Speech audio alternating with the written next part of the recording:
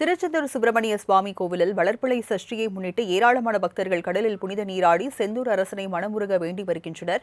கூடுதல் தகவல்களை செய்தியாளர் அருள்குமார் வழங்க கேட்கலாம்.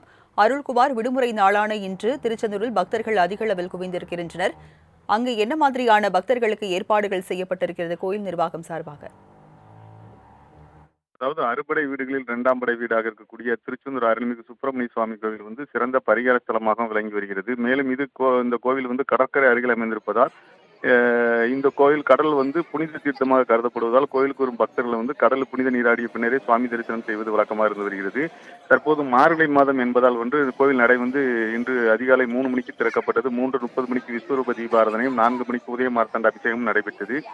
மேலும் இன்று வளர்பிறை சஷ்டி, அதாவது முருகப்பெருமானை வணங்கக்கூடிய உகந்த நாளாக கருதக்கூடிய சஷ்டி, அதாவது வளர்பிறை வரக்கூடிய சஷ்டி மிகவும் சிறப்பு வாய்ந்ததாக கருதப்படுகிறது. வளர்பிறை சஷ்டி மட்டுமின்றி தற்போது பள்ளி அரையாண்டு தேர்வு மற்றும் விடுமுறை தினம், தொடர்ந்து விடுமுறை தினம் என்பதால் தமிழகம் மட்டுமின்றி கேரளா, ஆந்திரா, கர்நாடகா மாநிலத்தை சேர்ந்த லட்சக்கணக்கான பக்தர்கள் கோவிலில் அதிகாலை 1 மணியிலே குவிந்தனர். 1 மணி முதலே கடலில் புனித நீராடி தரிசன வரிசையில் காத்திருந்து சுமார் 8 மணி நேரம் காத்திருந்து சுவாமி தரிசனம் செய்து வர்றாங்க. மேலும் தரிசன வரிசை கோயில் வளாகத்திலே ஆரம்பித்து தரிசன வரிசை செல்லக்கூடிய அந்த அளவுக்கு பக்தர்கள் கூட்டம் அதிக அளவில் உள்ளது. நாளிக்கிணறு புனித தீர்த்தத்தில் நீராட பக்தர்கள் சுமார் 500 மீட்டர் தூரத்திற்கு நீண்ட வரிசையில் நின்று சுவாமி தரிசனம் செய்து காட்சிகளாம் பார்த்து வருகிறோம்.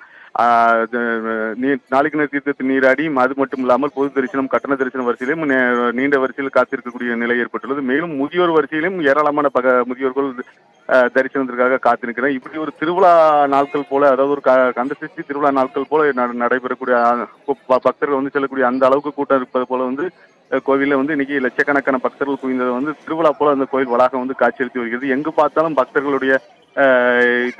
இருப்பதை நம்ம அந்த காட்சிகளை நம்ம பார்த்து வருகிறோம்.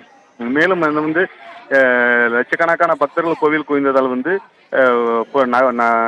சுமார் ஆயிரக்கணக்கான வாகனங்கள்ல பக்தர்கள் வந்திருந்தாங்க. அதனால நகர் பகுதியில் திருச்செந்தூர் சுப்பிரமணிய சுவாமி கோவில் வளாகத்தில் இருக்கக்கூடிய கார் பார்க்கிங் குறைந்தளவே உள்ளது. மேலும் மெகா திட்ட பணிகள் நடைபெற்று வருகிறது. இதனால் பார்க்கிங் வசதியே குறைவு. அது மட்டுமல்லாமல் நகர்பகுதியில் போதிய பார்க்கிங் வசதி இல்லை அப்படிங்கிறது தான் தொடர்ந்து பக்தர்களின் கோரிக்கையா இருந்து வருகிறது.